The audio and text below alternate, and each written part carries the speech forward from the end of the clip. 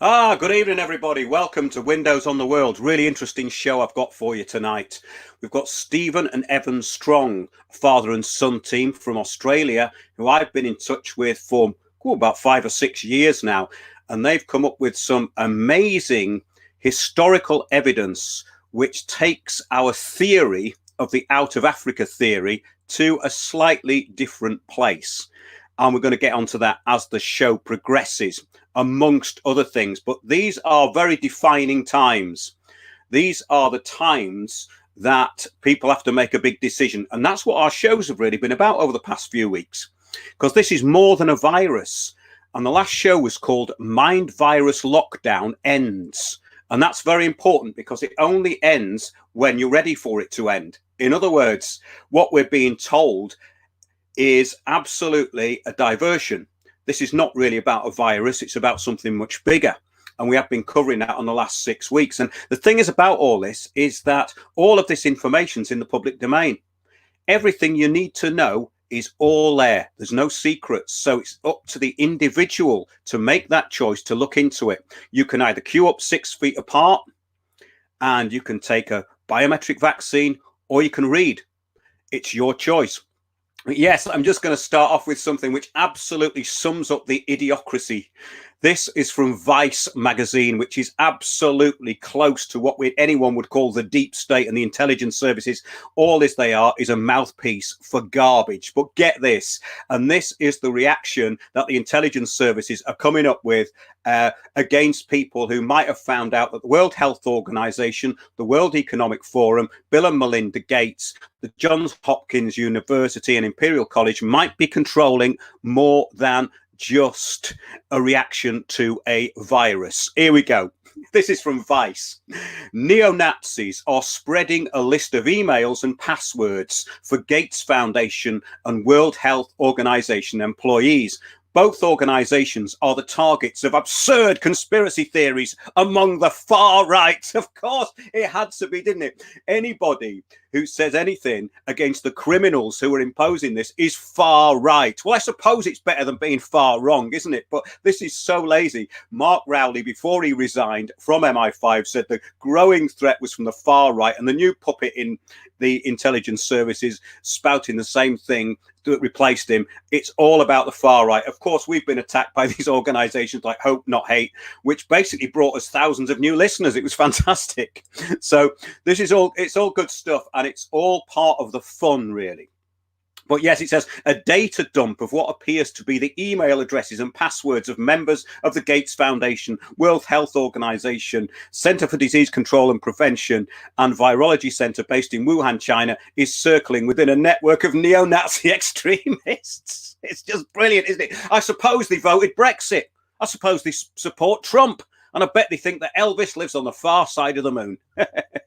Oh, yeah, great fun. According to what is known as the UK government, this is very important now. Ministers are required by law to assess whether rules enforced are working based on expert advice. Expert advice. Wait a minute. We've got a problem here already, haven't we? The people who have been instructing the government are hardly experts, as has been proven. The term expert is widely misused. Expert now means lobbyist, someone who's been put there to spout a word salad to interested parties in the media. That's all it means. It says, yeah, the experts are paid lobbyists. That's all they are. But the UK government is involved in a conspiracy against its own population. This is true. It has no standing. This virus, this mind virus lockdown, has no standing. And I'll give you some examples why. I read some of this out on a show recently, Mind Virus Lockdown Ends. And I've kind of added a bit to it. And it's an affidavit, which I'm going to put out. But everyone should do their own affidavit, because your affidavit is the truth. It's your truth. And it has to be rebutted. It has to be rebutted by point. Those are the rules of an affidavit. Okay, let's get on with this. There is no evidence that an order of staying home is safe, beneficial, or necessary, and it is believed that none exists. So you can go out. The UK government has been wrongly advised by lobbyists working for third-party interests. Lobbyists working for third-party interests, not experts, not anybody who has the real public interest at heart, but people who are working for the common good, which means that they are there to keep order, to keep the new order. The government has been wrongly advised, absolutely true, and this is against the public interest. Any order given by any perceived authority must rely on evidence, and that evidence must be proven. The evidence has now been disproven. It's been proven wrong by many doctors. There is no evidence that any rejection of this implied contractual offer to stay at home brings any tort or detriment to any third party, and it is believed that none exists. There is no evidence the organisations presenting the event are not administering lies through data manipulation, conspiracy and fraud, and it is believed that none exists. Any authority imposing orders through flawed guidelines and improper implementation cannot have standing in the law. It's impossible.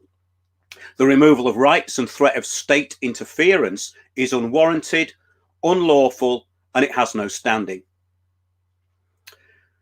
The removal of rights and the threat of state interference is unwarranted, unlawful, and has no standing. This is so important.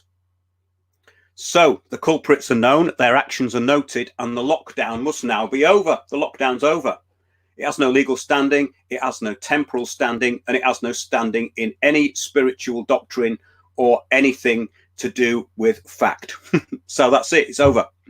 The deaths being attributed to coronavirus are adding unconnected deaths to the total being used. Now, we've brought up this in quite a lot of shows. This is an absolute fraud. It's a bigger fraud in a way because it's going to have more far-reaching consequences to more people in a shorter period of time than climate change agenda.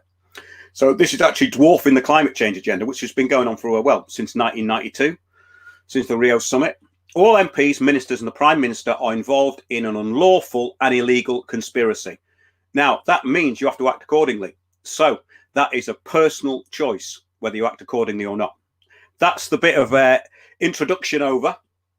And now on to what this show's really about. Recently, I've been exploring some interesting concepts from interesting historical texts. So go back to the last couple of shows and you'll hear what I've been saying.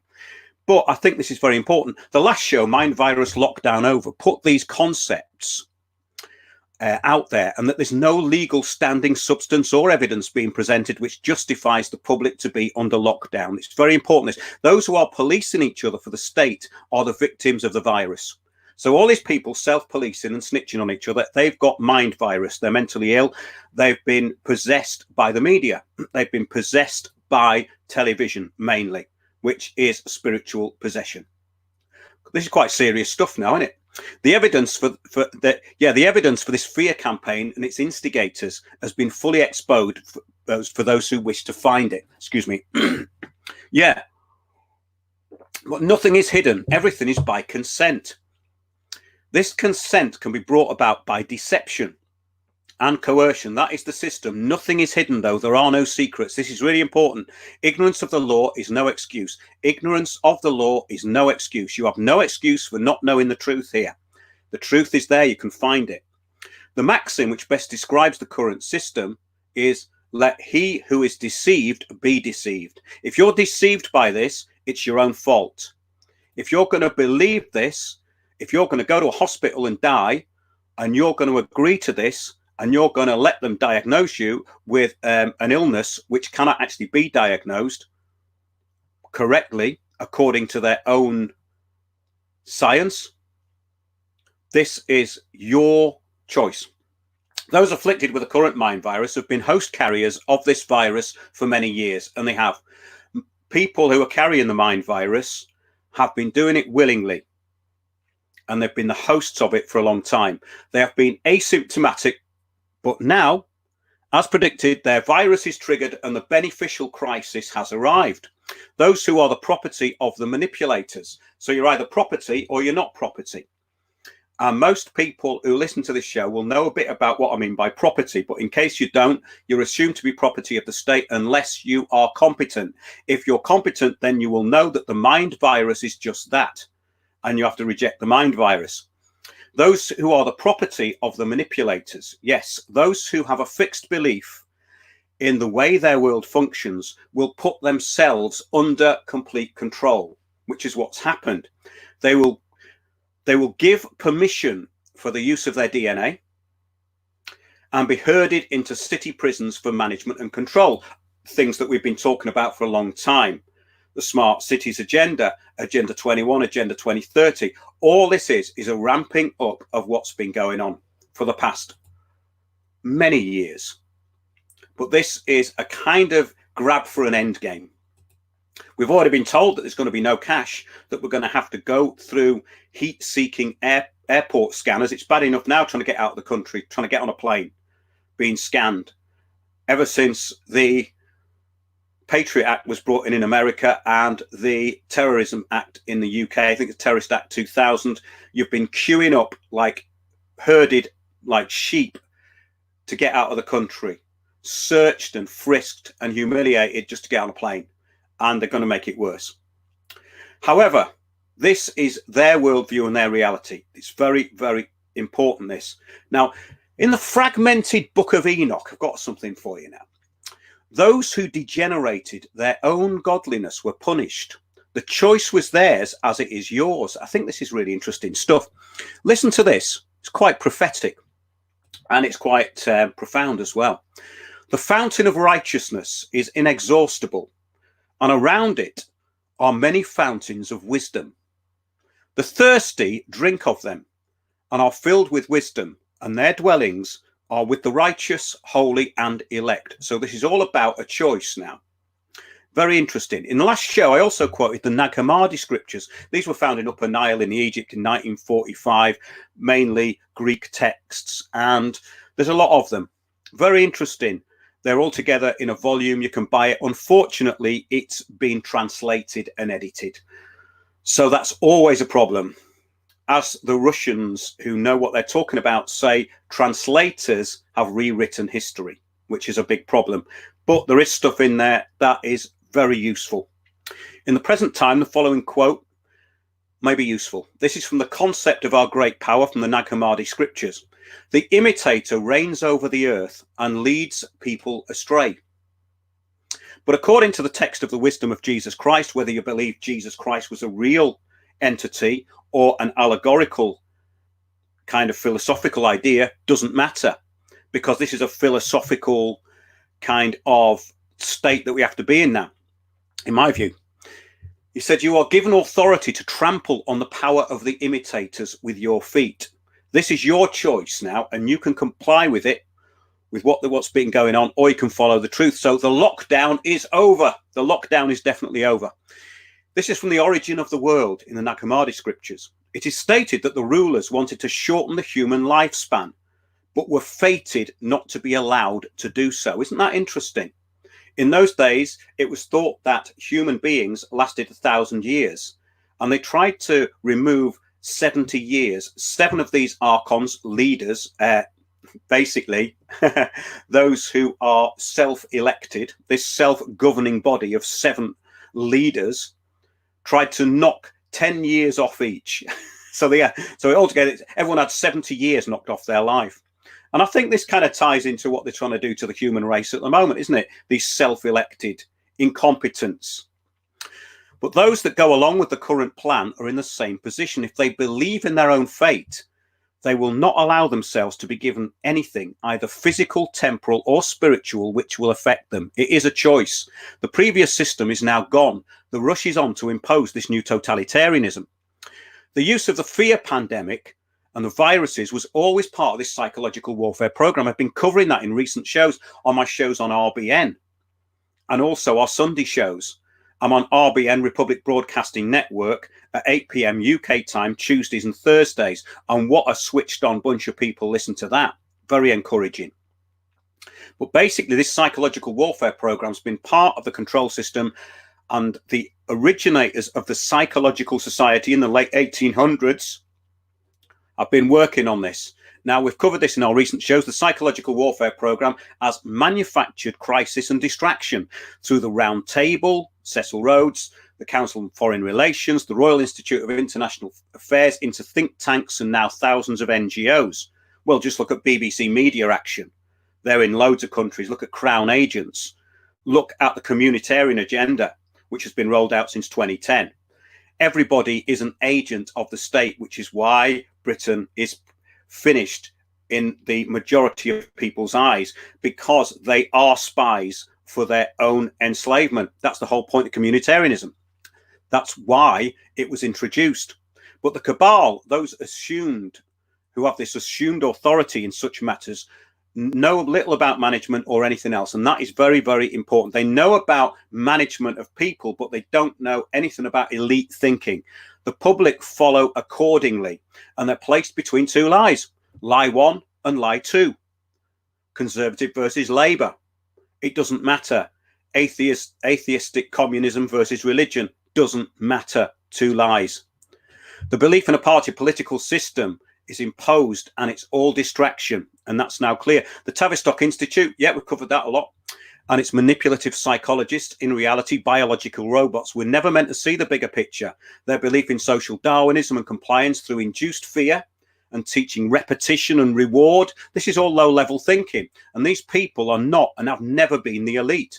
So these people who are controlling the narrative now, the World Economic Forum, Bill and Melinda Gates, the World Health Organization, the United Nations, these are not the elites. These are idiots. These are people who shouldn't be there. So it's the choice. The choice is now as to whether to accept it. And remember that the UN is above all international law. It's a completely lawless organization, and so are all of its agencies, including the World Health Organization, because they can't be prosecuted. And they can smuggle whatever they want. They have jurisdiction outside every country that they're in. So that's an interesting point. So when people go on about the World Health Organization being a credible body, well, it can't be credible just by the mere fact that it's attached to the United Nations. The United Nations has no credibility, none. What happens when the United Nations goes into a country? Rape, robbery, people trafficking go up. Look what happened in Haiti. Hundreds of illegitimate children being born, women being raped, people starving. That's what happens when the UN go in. That's their role. That's called peacekeeping. The deeper mysteries have never been taught to the public. This is very important and never will. And this is for the common good, to keep a compliant population in reasonable check and keep them from information which would destabilize the modern worldview. Yeah, the earth is a farm. We are someone else's property. This was Charles Fort who said that. He spent most of his life in libraries up until he died, I think, in the 1950s. And he was looking for anomalous events on earth. We're going to be talking about that tonight. But he adequately described the earth as it is seen by the people who are implementing this control. The earth is a farm. We are someone else's property unless we can show competence. If you can show competence, show you're not an imbecile, you're not a ward of the court, and you're not a ward of a council, then that's competence. When you go into court and represent yourself and you win, that's competence. The assumption that we are property is part of the system of law on this planet. Knowing that we're not property, is high-level thinking, and it's been disallowed. It's been disallowed within the global governance system. Now, to get us going tonight, I've been reading about anomalous history and things that contradict themselves for years. I read this when it came out. It's absolutely fascinating. Basically, it tells you on the first page that things have been found which were totally anomalous, footprints going back 3.6 million years. But that's a conspiracy theory, isn't it? However, on page 195 of this volume, there's something very interesting. If I can read it in this light. And it says, over the past few decades, science has developed a comprehensive cosmology that explains the origin of human beings as the culmination of a 4 billion year process of chemical and biological evolution on this planet, which formed in the aftermath of the Big Bang. Another absolute lie. Everything came out of nothing. So nothing exploded and everything came out of it. Yeah, if you think like that, then maybe you should do a university degree. Okay, so yeah. The Big Bang. Yeah, it says here that over the past few decades, science has developed a comprehensive cosmology that explains the origin of human beings as a culmination of a 4 billion year process of chemical and biological evolution on this planet, which formed in the aftermath of the Big Bang, the event that marked the beginning of the universe some 16 billion years ago. The Big Bang theory of the origin of the universe, founded upon particle physics and astronomical observations, suggesting we live in an expanding cosmos, is thus inextricably connected with the theory of the biochemical evolution of all life forms, including human beings. Okay, the major foundations, especially the Rockefeller Foundation, provided key funding for the initial research supporting this materialistic cosmology, which has, for all practical purposes, pushed God and the soul into the realm of mythology, at least in the intellectual centers of modern civilization. Now, that I think is a very good way of starting the show off. I'm going to introduce Stephen and Evan Strong. I've been talking to them for many years, and we are going to be talking about the out of Australia theory rather than or alongside the out of Africa theory. I'm going to bring in Stephen and Evan now. Thanks for joining us, chaps. It's a pleasure as always, man. Hi. Hi, Evan. Sorry to keep you waiting there, but I know you're up very early, aren't you? So maybe you've had time for a coffee. Yeah, we have done Just put one in there. Yeah. Well, I thought that was quite heavy sort of intro, but I think we're in heavy times, and I'm getting more and more into this idea that this is a big dividing line that's happening at the moment, and it's going to depend on which side of it you are spiritually and also in a kind of intellectual sense. But first of all, can you just introduce yourselves, or Stephen maybe introduce you and Evan and give the viewers a little bit of a background as to what you're about? Primarily, this would go back over a decade when I was called down to a tribal group, the Ramangeri. And I went down there and spent a week with them. And at the end of the week, they gave me a quite elaborate and important ceremony. And that ceremony primarily tied us into what I'm doing, what Evan's doing from that point on, which was to put out the original truth about their history, not the one that was constructed by the invading forces when they got here. And what we've been doing from that point is slowly remodeling and rechanging our theories, because from the time we started to where we are now, it's been a long journey. And we've had one advantage. When we go onto country, unlike academics and archaeologists, firstly, we don't go onto country and look around to see what's there. We wait to be asked by elders.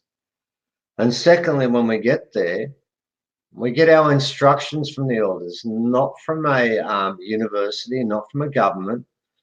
And those ones are the keepers of the old way. And primarily what takes place is that we found out that everything that I taught in school about Aboriginal studies and Aboriginal culture, I'd say 95% of it was wrong. And what we found is there was a deliberate role and task from the very beginning to lie about the history in Australia. And that was done with the full cooperation of the English authorities. In fact, if you look at the reports of Phillip, who was the first Governor General of Australia, there was a book that came out about 10 years ago, 12 years ago. It was published by New South Wales Department of Education. And primarily what it told us was that everything the Cook said was a lie. Not Cook, Phillip said was a lie. And there is report after report of warfare taking place in Australia where Phillip was involved in shooting people and doing things like that. But when he'd write back to England, everything was sanitized. And then we had reports of other people were there that would write the complete opposite. And there was a time in Australia, I think it was in 1796, where the Aora had taken Toongabbie Parramatta, completely taken it, and were about to burn it down, then attack Sydney and kill them. And the people in Sydney were rioting because they knew they could not defeat the Aora.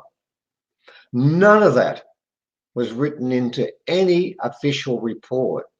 So when you talk about the fact that the Cabal, the Illuminati, have been manipulating history, our story is basically confirming what you've said. And what we're trying to do is to reclaim and repair the damage and the lies, because those lies have, to an extent, the original people in Australia have been told and taught since the very beginning that they were the most unworthy and primitive race on the planet. And that is what the history was we're trying to repair at the moment. And it's an ongoing one, and it won't be repaired completely until the planet changes. Yes, that's really good introduction, Stephen. And I think it puts philosophically into context a lot of what we've talked about over the years. Just for people out there who don't know about Stephen Evans' work, Stephen and Evans' work, it's available on forgottenorigin.com. And Stephen and Evan have been looking into ancient civilization. And what they've found is that there is a definite agenda to hide or destroy the past. Now, in Australia, there appears to be an incentive to do this, because if farmers find anything anomalous or ancient on their lands, they have to hand it over to the government. So there's an incentive for people either to hide it or get it out of the way, which doesn't really help. But Stephen and Evan over the years have found some amazing artifacts, things that just are not possible if you look at the record of history that we're given. And it appears that life could have come out of Australia at least 400,000 years ago. The people who actually wrote the Out of Africa theory have now stated they could be wrong, and they've taken that theory away. But it's still there, because the people who are in charge of the education system want to keep stability, and they don't want to keep changing it, right? So maybe you could pick up on that, Stephen. Yeah, yes, it is still there. And the problem we faced from the time we started doing this was that the elders who approached us knew that everything that had been written was incorrect.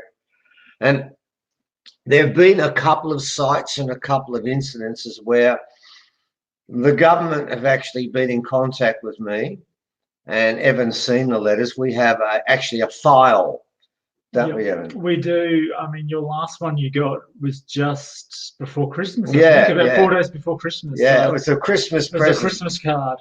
And what has happened is I used to get letters to begin with on the Standing Stone site. When I got threats and phone calls there, they would say to me that they were going to put me in jail for 3 years or 1 year, $250,000 fine or $750,000 fine. Now, when we moved past the Standing Stone site to the skulls that we found and the beings we found that we believe are Pleiadian, we went up the list a bit. We got our own ASIO agent, and I know who he is. And then when we started to get more threats, it changed to not and or to both. And I figured, oh, well, I'm doing better now. We seem to be moving up the list. And then finally, at the end of last 2 to 3 days before Christmas, like Evan was saying, I got a Christmas present from the government. And the present was this. We now have an official warning. And it's quite a 2-page warning. And in it explains that for the time being, the officials have decided they will not take me to court and prosecute me and put me in jail. But there's a proviso in this. And the proviso is as follows. Evan just went off to have a sneeze and went away 1.5 meters, which is acceptable. The proviso is this, that in the future, they may decide they will prosecute me, but they're going to leave it on hold for now. And I should be very, very thankful they've done that for me. But I assume that the underlying threat is this, that if I do misbehave and ever misbehaves, then we will be prosecuted. So we're now being placed in a sort of legal purgatory. Well, we don't go to heaven, we don't go to hell, but we hover in the middle, and they will decide at a further date whether or not they will prosecute us. So I feel like we've made our way up the chain a little bit. And since then, we've had no more from the government. But Mark, I've got to make the point. It's not because the government has decided, oh my God, they're right, we shouldn't hassle them anymore. It's probably to do with the fact the skulls that we've actually found, we've managed with the use of experts to completely rebuild and remodel that skull and its face, and we have it with us right now. And from the moment we sent the government pictures of the reconstructed skull, my thinking is this: if we went to court and we held up that skull in the courthouse, they'd lose the case. So I don't know that it's a matter of enlightenment. It's a matter of the threat to take us to court would look very bad once we put together, and we explained that we went to the two people who reconstructed the skull. One worked for the Australian Museum making skulls, and the gentleman who finished it off worked for Hollywood and was involved in the making of Predator and Alien, the faces for that. And this particular remake took about 4 or 5 months, cost a lot of money. But once we got that done and we have it in our hand, the government have left us alone. Bless them. Thanks a lot for that, Stephen. That's really good. For people who don't know about these skulls, could you just give a little bit of information as to when they were found, how they were buried, and then we can have a look at them? Because I think maybe some of the people out there are not familiar with the story. No, they're not, because they're not allowed to be, because at the moment, the skulls we have the bones in our house. If I take them outside the front door, I go to jail. If they get analysed by a scientist, and we have scientists who are ready and willing to analyse and have already told us they're not Homo sapiens, if I take it to an academic institution, I go to jail. The skulls will stay inside our house legally, but they can't go anywhere else and they can't be looked at. So how did this come about? It starts with a farmer about 4 years ago digging up a place on his property to put in a shed, and the blade goes through and he unearths a burial site. Now, what should the farmer do? He does the right thing. He rings up the government and says, I've found skulls, bones. And of course, you've got to ring police when you find that, because it could be a murder site. So the government dutifully comes along and looks at the skulls and tells him no test was done. I thought there was, and I got into trouble, didn't I, Evan? Oh, yes. For saying that the test was done. And they said, no, we didn't bother doing a test. They just come in, had a look, pulled everything out, and then said to the farmer, nothing to see here. Don't tell anyone. And no one's allowed on the site. When they walked away, and that was the end of the story. And the farmer obeyed that for 2 years, and then finally people around him and himself realized this is wrong, and we got contacted. And we went down there. We had no idea what we were looking at. We went down there and we found these skulls. Now, ladies and gentlemen, from the time I saw them in the ground, the one thing I knew is what they weren't, is they weren't Homo sapiens. And by the way, that's what the academic that looked at this said, exactly the same thing. This is not a Homo sapien. But the law in Australia is this: Homo sapiens from Africa came here 50, 40, 60, 70,000 years, 120,000 years. They keep changing it all the time. We can't keep up. It's up to about 160 at the moment until they find something new. But they were sapiens, Homo sapiens sapiens. Well, the academic told me straight away, it's not a Homo sapiens sapiens. So we have a problem. We have a big problem. But the problem is this: they're not only not Homo sapiens sapiens, they're not hominins. They're not apes. They're not primates. They're not anything that fits into any category at all. And that is the problem. If I can explain, when we got down to the site, the first thing I noticed was, and I'll show you this later on, they had no forehead. They don't have a forehead. You know where our eyes are? Well, we have a forehead that goes up. You can't see one. It goes back, and we'll show you that soon enough anyway, at 180 degrees, then goes back to 210 degrees, and the whole of the head, the whole case, and all of the brain is below the level of the eyes. The eyes, by the way, well, you need sunglasses during daytime, ladies and gentlemen, because they're 46% bigger than a Homo sapien eye. As you go through the face, and we'll show you that soon enough, there's nothing that is the same. The one we've got, and both the experts got back to us with the same major concern. There's no sutures.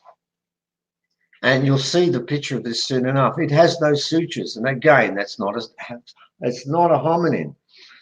But what I found the most interesting part of this story is that it wasn't the skull that I was shocked by.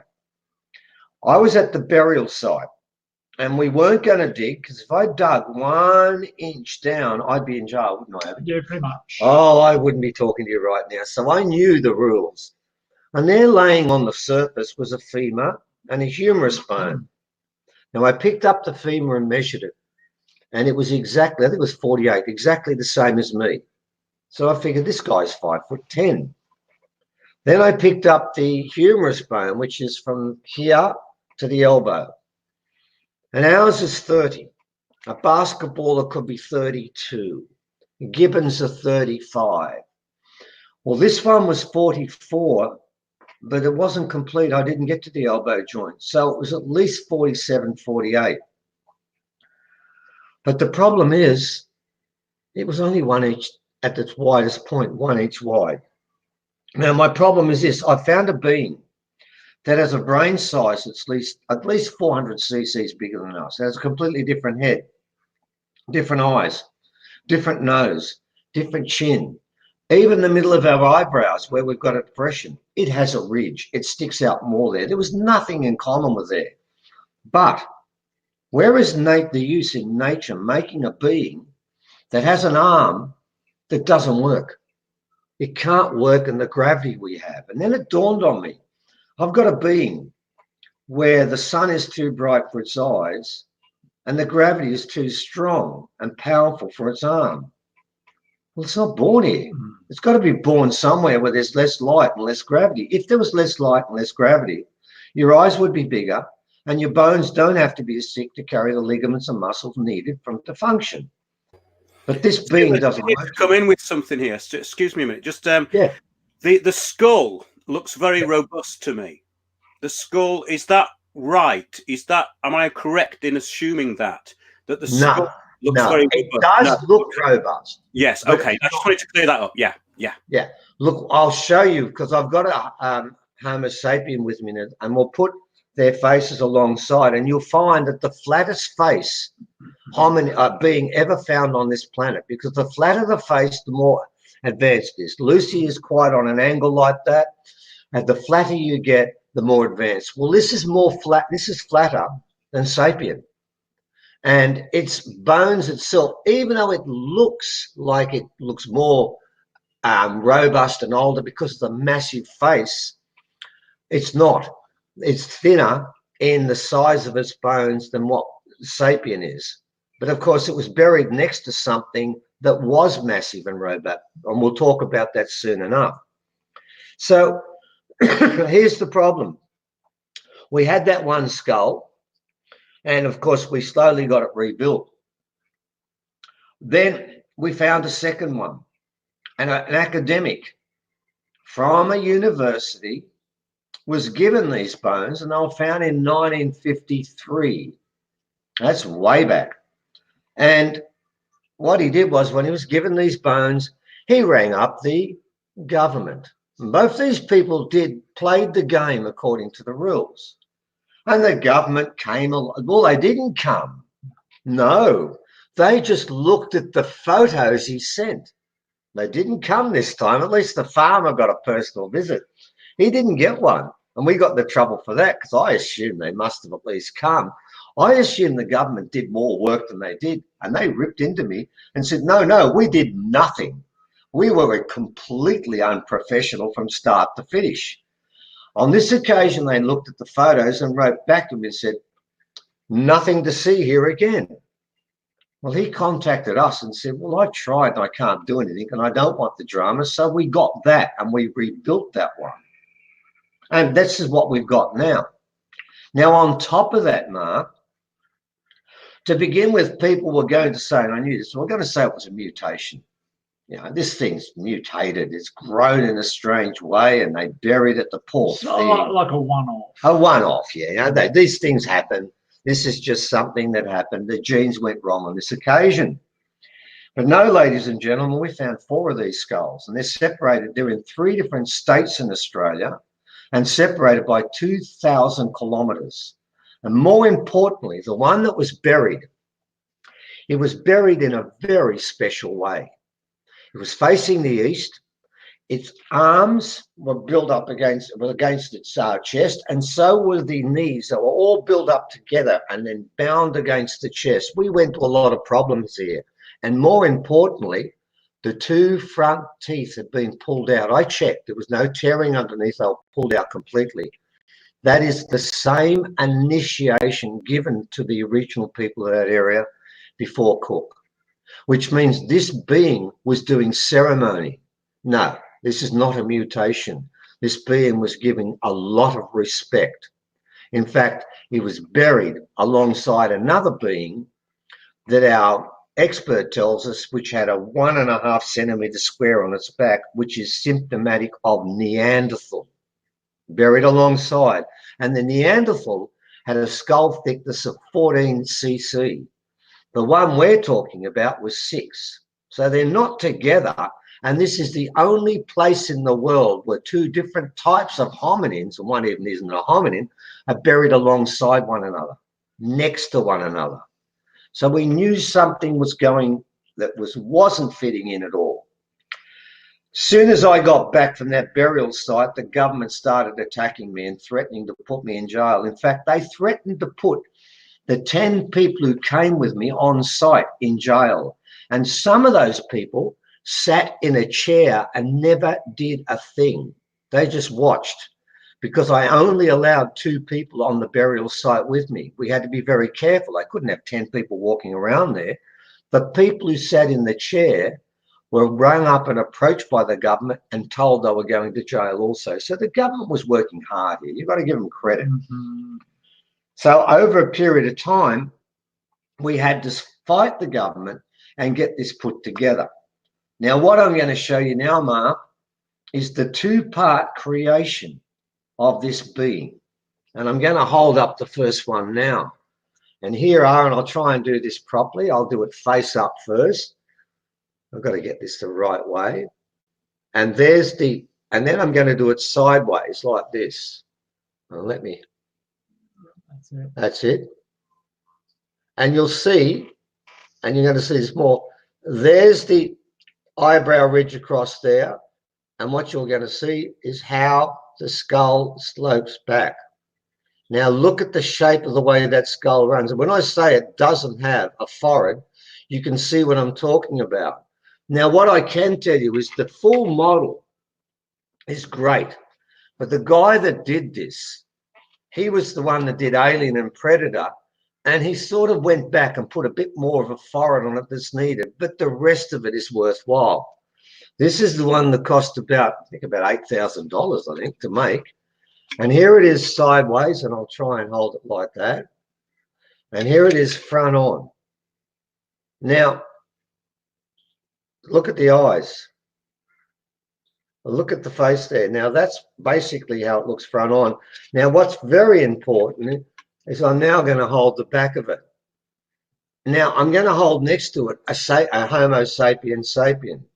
And you'll notice there's a huge difference at the back. We taper at the back. This thing doesn't. It flasks out. I've said to women on many occasions, and look at the front.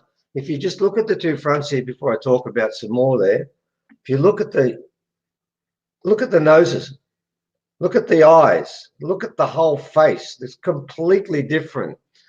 I have said to many women, when we've done presentations, and I've held up the being like this and said, hand up the people in this room that would love to give a natural childbirth to this particular baby. Remembering there are no sutures to squeeze in and out here. This is what you get. And every woman said, I'll have a cesarean. So very briefly, what we've done is we've done some measurements, and we found, and this is very important, ladies and gentlemen, that the brain size of that being is around 1700 cc. Neanderthal and Denisovans are around 1450. Homo heidelbergensis is around 1400. And we're starting to learn something. And we also, the Homosapien, archaic Homosapien, that we thought was a Denisovan, and they said, no, it's an archaic Homosapien, which has never been found anywhere but in Africa. They claimed that was found near that being too. And that one is about 1450 cc. The smallest size skull I have in my collection is Homo sapien sapien, which is 1300 cc. So what I'm finding here is this story about Homo sapien sapien being the crowning glory of hominid progressions is incorrect. It's not true. It's the opposite. And what we've also worked out is this, and I want people to think about this.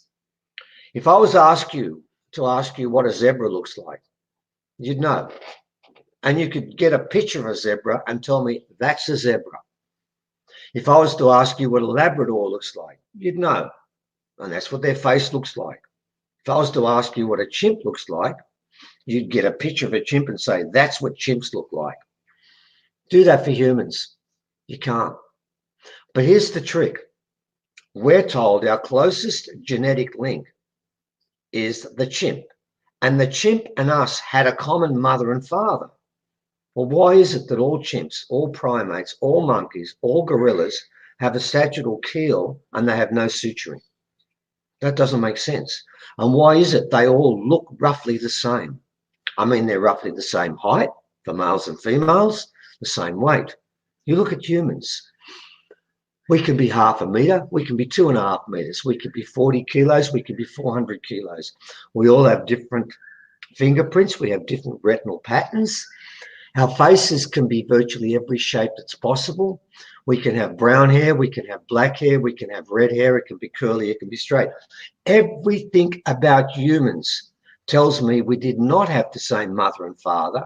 We had a diversity of input into this. But if you hold up what I've just held up, that being there, and you put it next to a sapien, and you say, what do they have in common? And the answer is nothing. Yet they were buried next to one another. You start to realize why we look so different and why we're the only being on the planet that varies so much in our physical appearance, in what we can eat, in the way we move. I mean, all chimps move like John Wayne, and they move at the same rate. We can run from 2 kilometers an hour to about 35 kilometers an hour. Nothing about humans is the same, and everything about all other species is the same. Stephen, I just wanted to bring in something here that's really interesting. That, look at this. This is what we're told, yeah? This. Yes. Yeah. Now, wait a minute. That's adapted to its environment, and that can rip us apart. And that has muscles that are 5 to 10 times more powerful than us. If you go into the room with a chimp and that chimp wants to rip your head off, it'll do it. We have nothing like the strength of these creatures. No, they're we don't. as soon as they're born. Human babies are completely helpless. These things are pretty much ready to go, aren't they? Aren't they? 2 days after they're born, they're ready to go. Look at every other animal on the planet. When they come out of the fetus, when they come out, they basically look around and say, okay, let's go. When you get a human baby, what does it do for a year? It just lays there. It can't do a damn thing because it's not born to move, which means it creates a problem for humans that no other animal has. We're stuck with a damn infant that really is useless for a couple of years, and it's dependent on us completely. Every other being and all of our so-called cousins can run and walk and crawl around immediately. No, something's gone wrong here, and our genetics has been changed in an unusual way that makes us outside nature's framework. This is what those beings are. We have pictures of one, and by the way, that first site has been closed down completely. No one is allowed to go near it, and no science is being done. What's really funny here is we're the ones fighting for science, and the people we're fighting against are saying, let's bury it, let's hide it. And by the way, that is the condition, isn't it, Evan? Mm-hmm. That is what they're offering us. Give us this stuff. We will, the people who've written back to us have said, we will do no science. We will cover this up and hide it, and there'll be no paper written on it. That's our option. So we're actually fighting for mainstream science, and mainstream are fighting for us not to do science. And it's a rather bizarre setup we're going through. And the reason this is happening is, it comes down to this, ladies and gentlemen.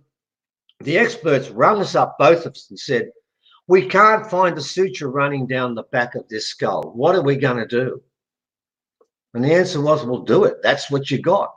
So if we can't find a suture running down the back of the skull, then it's not related to us directly, only indirectly. And of course, it's very simple, Mark. All we have to do is ask our elders, like we do every time. And let me share something with you, because I was told who they were before I got there. And Evan, you were with me, weren't you? I was in the car. We're in the car, and we're driving in Victoria. We're driving towards this academic. All we've got is one picture. Yeah, blurry picture from, in the classroom, wasn't it? Yeah, from one of the students. One of the students took the picture and sent it to us. And I get a phone call from Wirrachin. He's from the Ramangeri, the group that gave me first ceremony. And he says, you're on your way to see a skull, aren't you? And I said to Wirrachin, well, we never told you about that. What are you talking about here? We never mentioned that to you because we didn't. This was done on the quiet. We weren't going to tell people about this. We were sneaking in there. And he says to me, no, we know about that. We know about that. We've known about this site for a while. And by the way, I found out later that he'd been called by the spirits, and he'd driven to about half a kilometre away, didn't he, Evan? Yeah. And then stopped. Anyway, he said, two things I need to tell you. He said, first of all, that what you're going to see is one of the sons of Biami. Well, that's equivalent to saying this is the Son of God, Jesus Christ. But you've got to remember, for original people, we don't call our gods, we call them sky heroes. Biami came in a ship, right? And his sons came in a ship. And what I was being told is you have a Pleiadian. And then Wirrachin said something else to me, which I thought was quite amazing. And he said, by the way, this particular skull was found in the Wimmera region, which is a small region in Victoria. I thought to myself, oh, well, you've really committed yourself now, haven't you? Because we're going to ask this guy. Yeah. And this region would make up to about 0.005% of the whole region of Australia. So you've really gone out on a limb here. It's all right to say it's a Pleiadian, I get that. But to claim in advance where it was found is a bit different. So we go in and we see this gentleman. We go into his house, and he's got this piece of skull with him, the main piece of the flat piece at the back, which I should go and show them. And then the first thing he said to me, the first sentence was this. Oh, by the way, this was found in the Wimmera region.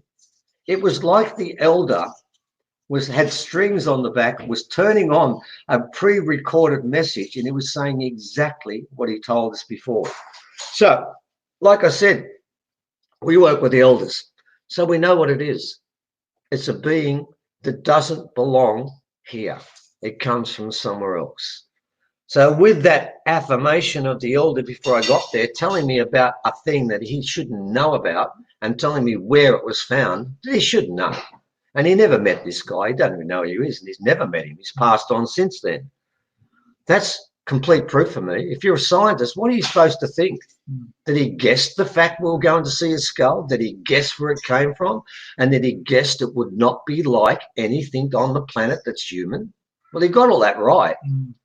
So therefore, if he tells us that it comes from the Pleiadian, it's the son of Biami, one of the children of Biami, who comes from the Pleiades, then it's done. We don't actually have to do any research. What we got to try and do is show you this is what it is.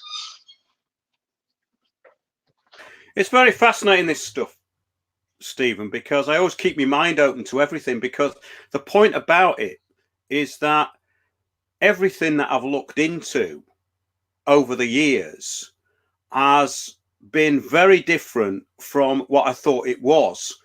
And I don't think there's any absolutes in this field at all. I mean, I've spoken to people who you know, like Brian Forster over the years.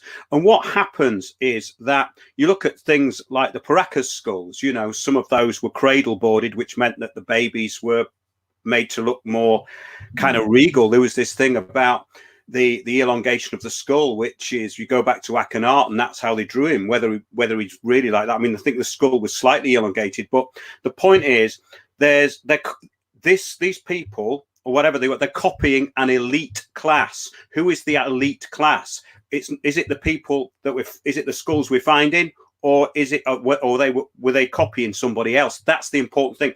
And these questions are never answered. I mean, I've looked at all this stuff for years. I looked at, you know, when von Daniken was around, all these people, and you go through it and think, well, okay, it's a load of supposition. But I think you have to keep an open mind with this stuff, because as long as you're able to see beyond Darwinian theory and materialism, which is being taught to everybody, all academics are trapped. Academics are useful tools of the state. They reinforce the state narrative, and they think the state really thinks they're great because they've been chosen. So they reinforce each other's narrative, and anything outside that is got to be rejected. But it's like I was saying at the beginning, the Rockefellers and the people in this country, elite social Darwinists, controlled the narrative. And most people don't realize that this was done for the common good.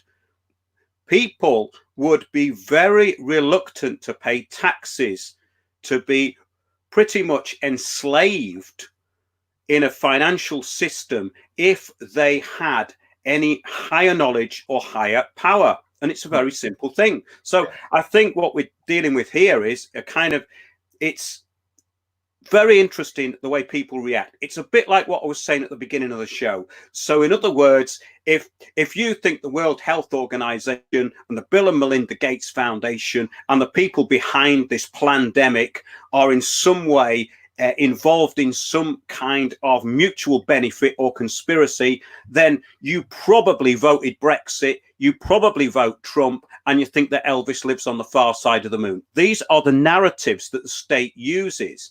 And once you see beyond all this, then you can start doing something about it. And I like books like this. Yeah, I've got hundreds of stuff like this, you know, and there's example. I think the first interview I ever did with you two was with Klaus Donner. I think Klaus Donner was on the same show.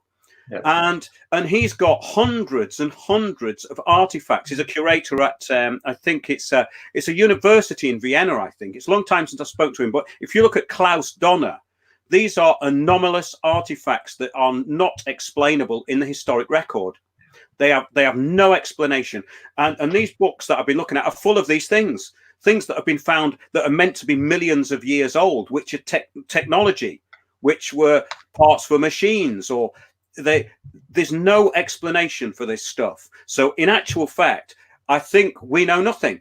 We do not know anything, but we have to be ready to learn. Now, I don't know whether those creatures came from the Pleiades or whether they were born in Australia. But you know, I mean, I think the thing is that the reticence of the public to accept ideas and theories which go outside the mainstream is a major problem. And I think it's the major problem that you've been up against, because I've always known that you two were completely genuine in what you were doing, because you were absolutely being attacked. They try and discredit you as though you've got no scientific background. The people who are discrediting you have got a background in universities. They've studied basically timelines that they've been given. So they're not explorers. No. And that's the point, isn't it? So, I mean, could we go on now to some of these other finds that you've had over the years? Do you remember that thing that looked a bit like a horse, which is a very strange metallic structure? I mean, that was absolutely fascinating. I still look at that show sometimes because I can't get over the picture on it, you know. I mean, that was incredible. And these things have just been found in Australia. And there was the other thing, the rocks, wasn't there? The rocks have got these striations on, which would have had to been cut with a machine tool, right? And they're maybe about 60,000 years old. Correct me if I'm wrong. I'm just, just remembering here. But they actually said, I think one of these academics said to you that, well, it must have been found in Africa and dropped in Australia or something like that. Do you know what I mean? These are the absurd things they make up. So the cover stories are really absurd. Maybe you could go into that side of things for a bit. Well, then we'll talk about a couple of those, and I will mention that one too. I've got one I've just picked up, and then I'll show people a rock, and I'll explain that story. And that must be true because it came from the Australian Museum. And very important point you made there, Mark, and I try to make this all the way through. We do our presentations in two parts. We do the science, and then we give an opinion, and we try to keep the two apart because our major point is the mob that are telling you this story are lying and they're wrong. We may be right, but that's not important right now. What you've got to get your head around is what is wrong. So let's talk about a couple of artifacts we have that also break that rule. And the first one I grabbed when you started talking, and I'm going to hold it up now, which is this one here. It's a piece of metal. And on one side up the top there was originally, you can see a bit of circle there. It was originally a complete round clasp, and here's the other side of it. Now it's just a piece of metal. It was found by an original elder, Auntie Minnie Mace, and she was between the walls of Carry-On when she picked this up in a bone. Now I've had this for quite some time, and an academic, one of the top academics in Australia, and he's at Scientific Institute. It's called the Southern Cross Environmental Analytical Laboratory. It has 30-odd scientists inside that laboratory. It works within Southern Cross University, and they pay rent of a couple of $1 million per year to the university to work there. He goes around the world. He asked me, could we analyze that piece of metal when he saw it? And I said, I can't do that. I've got to ask Minnie Mace, Auntie Minnie Mace, because they were going to cut into it. And if I hold it up to you now, you may even see where it's been cut, that sharp sort of piece of silver there. Anyway, they cut into it and they analysed it. And to this day, I was playing tennis with them a couple of weeks ago, and they still keep talking about it. And the reason they keep talking about it is, and Graham Lancaster runs the laboratory, and if you want to ring him up and check, you can, because he's going to tell you exactly what he told me. They analysed this, and when they did, they looked at it and they touched it. They said it's aluminium, which is interesting because that got made in the 50s and 40s. And anyway, I knew the guy that was working with Graham. His name's Mark, and he actually subs for me in tennis, and he put the drill on the top and it slid off. And Graham wasn't very happy and gave him daggers look, and he had to use a stronger drill that would be used for aluminium. Now, the reason why that happened was when the analysis came back, what they found was it was 71% aluminium, 3% copper, and 24% they couldn't recognize it. It wasn't on the periodic table. Yeah, just unknown. Unknown. 1/4 of what's in this particular piece of metal that was found in the Carry-On glyphs is not registered on the periodic table. And to this day, at one stage, Graham said it could be an oxide. They tried further. No, it's not. We don't know what it is. But it goes further than that, ladies and gentlemen. There's two more things about it that means that it just can't be made here now. If we had more advanced civilizations earlier or other people involved, yes. But if you think that we've made our way up to the top, this doesn't verify this at all, because the 71% aluminium, all aluminium alloys are 85% or higher. This is actually 72%, sorry. This is at least 13% below the maximum amount. It's way too low. Secondly, if you put together aluminium and copper, they will react against each other immediately. They do not go together in an alloy. There is no such alloy on this planet. The level of aluminium is far too low, and copper never goes with aluminium. They react immediately. Therefore, we have a combination, an alloy that can't be made on this planet. If you put these two together, they will react straight away. And secondly, 1/4 of it doesn't come from this planet. So the question would be, who made it? And the answer is, we can't to this day. And I mean, this is the top laboratory in the country, and these guys have put their reputation up, and they gave me the analysis. I didn't make it up. So the question you've got to ask is, what is this piece of metal, this insignificant piece of metal found right next to the carry-on glyphs, which are not supposed to be there anyway? It doesn't make sense. Now, with that particular rock you were talking about, bear with me because I haven't got it with me right now. So, Evan, you can start talking about it while I go and get it. Yeah, it also was found in that same area, and yeah, not too far away from the carry-on glyphs. 1 kilometre from the carry-on glyphs. The other thing I showed you was found at the glyph. Now, it's this funny it's all found together, isn't it? This is the rock here, and you'll see there's. I'll try and keep it still.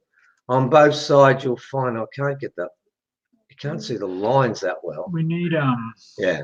Anyway, that's the rock, and what it was done. This particular rock was dug up at a construction site at Carry-on. Now, Carry-on is on the top of a hill, and it's sandstone country. And when they dug down, this was pulled out of an excavator when they were down 1.5 meters beneath the surface. They pulled it up and it came at the very top. There were 12 people there that saw it.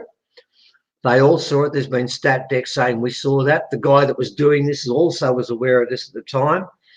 That means it's got to be at least 12 to 15 to 20,000 years old when it was dropped there.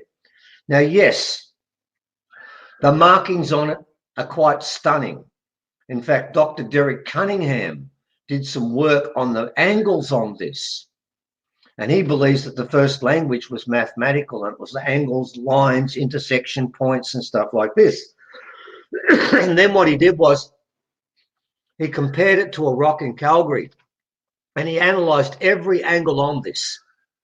And I can tell you the most common angle is 33 degrees, which the Masons like, and I've got to tell you, Carry-on is on 33 degrees latitude anyway. What he found was he compared the angles on this rock that I just held up. We're looking at the two faces, this side here and that side there, analysed every angle there and compared it to the Calgary rock. And of the 22 angles on the Calgary rock, this rock here had 19. Then Dr. Samir contacted us from Bosnia and said they found a rock in their tunnel, didn't they? Yeah. And we got Dr. Derek to mark out the 15 angles there. And then we compared it to this same rock. And of the 15 angles from Bosnia, all 15 were on this one. Then he sent us some work on a rock in Germany that had 10 angles. And lo and behold, all 10 angles were on that rock too. So what we have is we have Germany, Bosnia, Calgary and Australia. And this one I call the Rosetta Stone because you've got, I think, 43 angles and 41 are on that rock. And of course, we have other rocks that have angles that cover the other two anyway. So what do we find there? We find something that's spreading around the world like a global language. But as you said, we had a geologist who ran a faculty in a university that held this rock and called it the greatest geological mystery of the earth, of the planet, didn't he? Yeah. And he pointed out the infilling, which is, you may just see it there, that stuff just there. And he said that's been put into that rock and stuck in there. And it's been there for at least 10,000 years. And I remember saying to John, you wouldn't get a warranty like that with super glue, would you? And he kept noticing on the top there, there's an imprint. It's been stamped down up here. And he said, you need about 3,000, 4,000 degrees to do that, to push it down and not break the surface. And of course, when you look very carefully at this, you'll find the rock has been coated and the color of the rock underneath is not the same. This is a resin and chert coat that's placed on top, and then they cut into it. Now, the technology there to cut this, to shape it, to cook it, and to have the angles like that doesn't fit in. So yes, you're right. The Australian Museum responded to this. And by the way, I can tell you that the lady involved threatened to take me to court, of course. I've had a lot of people threaten to take me to court. And her answer was simple. She said this, no, what happened was an African person came across here long, long time ago, maybe 100 years ago, didn't they? And they were carrying this at the time, and they walked through the bush in Carry-On and dropped it. And then a bunch of earth magically just fell on top of it. Yeah, earth fell on top of it 100 years ago. On top of a hill. 1.5 meters on top of the very crest of a hill, collapsed on top of it, and then somebody dug it up and found it. Well, of course, there's a few problems with that theory. Number one, until 1949 in Australia, we had the White Australia policy, and blackfellas weren't allowed in. You just couldn't get in. You would not be allowed to get in. You'd be stopped on the boat when you got there because you weren't allowed to come. That only changed after 1949. We didn't have any immigration with anyone with dark skin before then. In fact, we had what was called the White Australia policy. No blacks here. We've got some original people. We're wiping them out at the moment. They're all dying out. We're getting rid of them, and we don't want any more. So that is a problem. Secondly, this rock weighs about 1 kilo. When you drop it, if you drop it on your foot, it'll break a toe. You'd know when you dropped it. And thirdly, more importantly, when you're walking through the bush in Carry-On, why are you carrying this with you? None of it made any sense. And by the way, we have tried and tried and tried to get the Australian Museum to look at these rocks. We even tricked them once. They won't look at them. They will not look at them. We have around about 200 like this. We have rocks that have got all sorts of marks that don't make sense, that couldn't have been done, that have been cooked, that have been made, that have been coated, and none of it makes any sense. And to this day, no one will look at them, no one will discuss them, and mainstream have just stuck their head in the ground and decided this just doesn't exist. So yes, that is a problem, and it's a problem that we're still dealing with to this day. Our issue is we have plenty of science. We've got rings, we've got metal artifacts, we've got all sorts of stuff that doesn't fit in. And what mainstream are doing at the moment is that occasionally, a couple of times we've been on national radio, haven't we? Yeah. And the article was taken off all over Australia within 1.5 hours. Things do get up occasionally. The Standing Stone side got into the press, got around the world for a couple of days, and of course it was covered up here. Then it disappears again. But that's just the way it works. Yeah, well, I think the thing is about this is that you have to keep an open mind with everything. If you've got an open mind, you can keep looking and keep searching and put things together.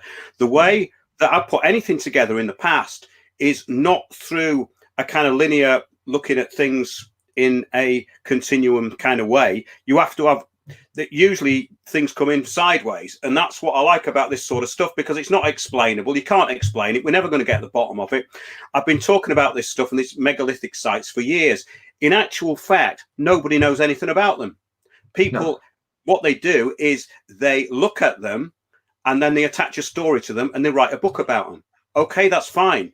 People do talks on it. They make series called Ancient Aliens. Nice pictures, but no information. This is the problem. And I like what you two are doing, because you're doing it in an honest way. I mean, people can sort of scoff at it and go, oh, it's a load of old rubbish. Or they can, but that's really their own preconceptions, because I think with this stuff, you have to go into it with no preconceptions. I mean, what astounds me really about everything is that most things are a mystery. And the whole point of this stuff is to try and decode the reality that we've been given. And that's, you know, that's why I was thinking of doing a whole series on this stuff, because I covered it when I was on the People's Voice.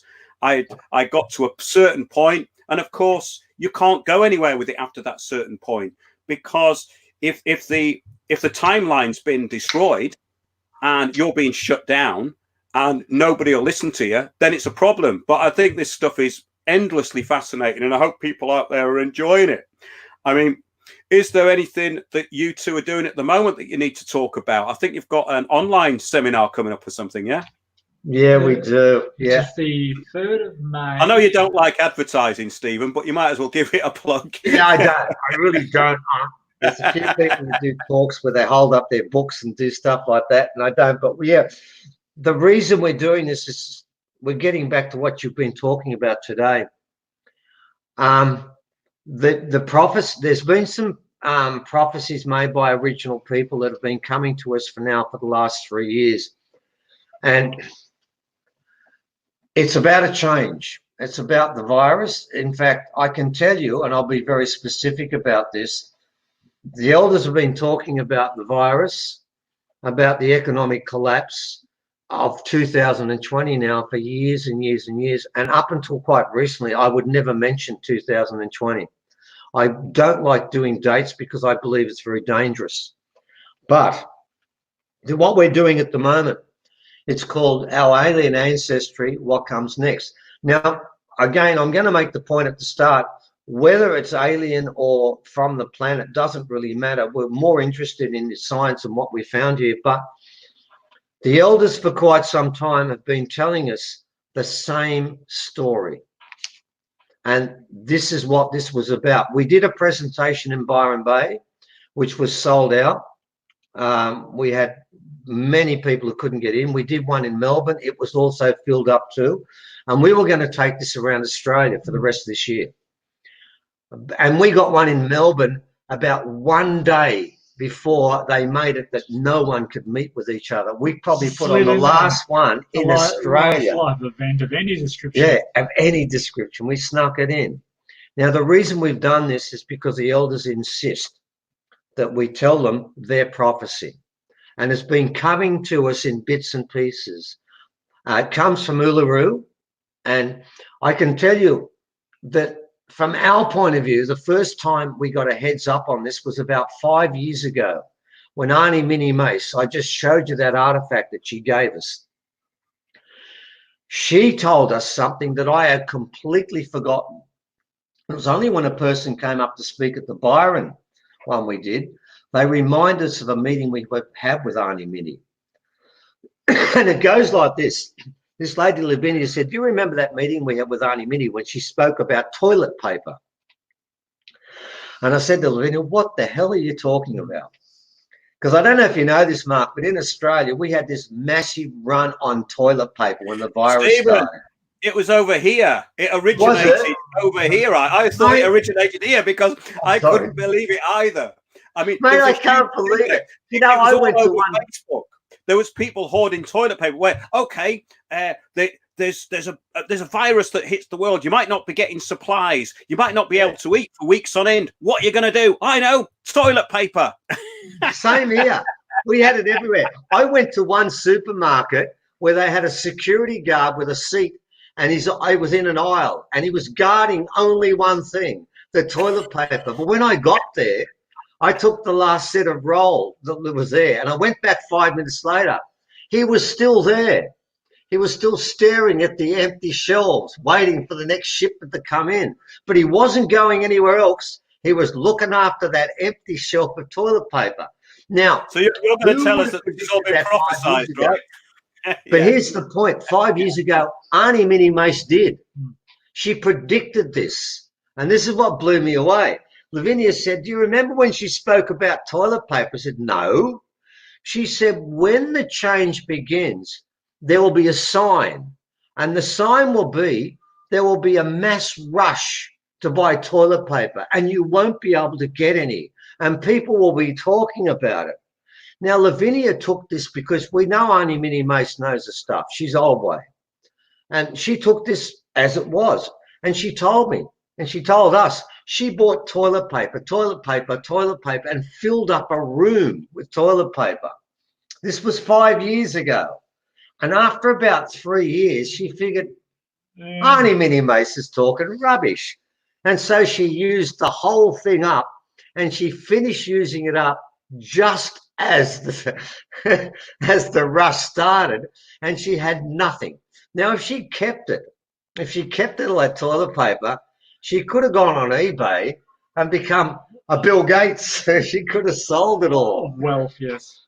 So my point is that when I tell you that these uneducated, non-university beings, these original people, talk about a prophecy, don't dismiss it so quickly, because who 5 years ago would have predicted the run on toilet paper?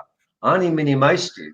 But the interesting part was she gave us the background setting to why that would happen. What the elders have told us from way back, and this started probably 4 years ago when I got a phone call telling me this, is that this pandemic that we have is part of a plot, a plan to create fear. This is the underlying reason for this happening. The fact that everyone got laid off, that people now die with the coronavirus, but it doesn't mean they die from it. In fact, in Australia, we've had, I think, 61 people who've died, and only one of them was under the age of 70. And most of them are dying in nursing homes and oncology wards, and they're already going to die anyway, for God's sake. And last year, 4 million people died from the bloody flu in China. So please get a perspective. But anyway, they've used it to create fear. Now, the reason is, this is the prophecy. Now, Mark, I'm not going to give the whole prophecy up, because if we did that, no one would bother coming to we want to give a setting to explain how it came about, and that's what the presentation is. But my elders have made it very clear we have to share with everyone we can the general setting of that prophecy. So what I'm going to do is I'm going to tell you what I was told to begin with about 4 years ago, right? And from that point, I'm not going to add to it, because it did change a bit. And one of the things he said is not wrong, but it is wrong. It's out of time. It's out of loop. So what happened was, he rang up and said this. He said, the world's going to change completely, and the earth is going to heal itself, and it's going to happen with us, and it's going to happen in 2020. And I said, oh, I'm not going to talk about that time then, but he kept saying that. Anyway, what he said is this. And it's not quite true, but it is to an extent. He said that way back in the very beginning, because the original people in Australia believe in the Pleiades. We all do. We only have one dreaming story that goes to every tribe in Australia, and that's the 7 sisters from the Pleiades. So we all believe they came here. Whether people believe that or not, it's not important. That's what the original people believe, and I'm telling that story. They believe they came here, and they cross-fertilized, and I've shown you what I believe them to be, and then left. But they left under the understanding there will be a time when this Earth's vibration would peak and maintain at that level, and many would not be able to cope. And they knew that was going to happen. So what then took place was this. I was told, and we've been told this by all our elders, roughly the same story, that the Pleiadians have been called. Now, you'll find further on that's not quite correct, but we're going to go with this anyway. And they were going to send a spaceship which had within it the facility to amplify. Now, the deal is this. Those who are supposed to play the game correctly can never directly interfere with the goings-ons of humans. Humans make their own history. People have got to get this correct. Some people think that everything we see was made by aliens. That's not correct. They can be spectators. They can give a couple of hints, but we have to do this ourselves. That's the deal. And this is what this comes up to. So the story is this. There is supposed to be a device that can take the energy of humans and magnify it. And what's supposed to happen is, if there are the correct number of people in Australia that are positive, that aren't fearful, that believe in the right things, that are loving beings, that know what's going on, takes their energy and magnifies it and throws it into Uluru, which is the middle of Australia. which is one of our most sacred sites, obviously. That energizes that ley line. And then it goes to 5 other sites in Australia and across a rainbow ridge to New Zealand. And once those sites are energized, then all the sites on the planet become energized. And then what happens is the Earth then kicks in. And I'm sure you're aware right now, the Schumann resonance is bouncing all over the place, going up to 100, back to 7, then up to 88, and then back again. It's been up to 160, and it's doing more and more. It's preparing itself. The Earth is preparing to heal itself. If the correct number of beings exist in Australia that aren't fearful, and by the way, the number is into 6 figures, and I know there aren't enough people here at the moment. If there are, then that will then maintain. The Earth will kick in. It'll work like a trip switch. And the Earth will resonate at 150, 200 forever and never go down. Now, the elders tell me that will mean that there will be 2 vibrations taking place on the planet at the same time, which is a physical impossibility. You can't have 2 realities in one place, one material plane. And what will happen is each soul on this planet will be drawn towards the vibrations that reflect their level of development. If they're highly developed and aware, they go to the higher vibration. If they're not, they go to the lower vibration. And then what takes place is one of those 2 vibrations slowly fades and disappears, which is the lower one. And I did ask the elders at the time, I said, okay, I'm going to think the majority are going to go to the lower vibration. They said, oh, most assuredly. I said, what happens to their souls? And the ones who told this were passing this information on from others. It was second-hand information. And said their understanding is they get wiped out. I never felt comfortable with that. You can't destroy matter like that. I've now since been told, and this is part of what we've been told since, is no, they don't get wiped out. It's as simple as this. The planet is vibrating at 200, 150. If their souls were to be incarnated on the planet again, and as they were born, they would die. They can't live in that higher vibration.